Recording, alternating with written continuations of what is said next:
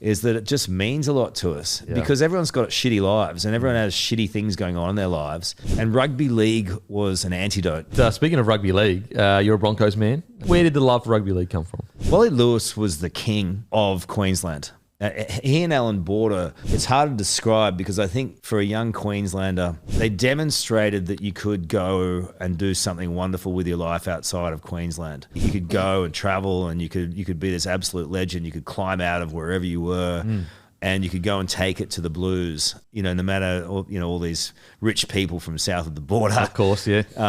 You could take it to them and spirit could win. Yeah. And that's something that was instilled. So people go, what's the heart of Queensland? And I know people in New South Wales get sick of it, and rightly so, but the true heart of it comes from that. I met Wally like years later, and I just started at Channel 9 in Brisbane, and Wally came in the door, and I've gone, holy shit, that's Wally Lewis. I was typing a story, and I just put my head down, and I was like looking above and I watched him go right across, and I said, that's Wally Lewis.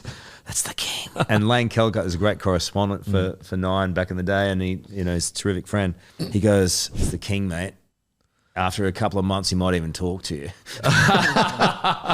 But he did. But it's still, to this day, when I see Wally Lewis, like he's the biggest star in the world to me. Yeah. And I know there are other, wonderful, wonderful players, but for me, Wally Lewis, the king, and it doesn't get any better.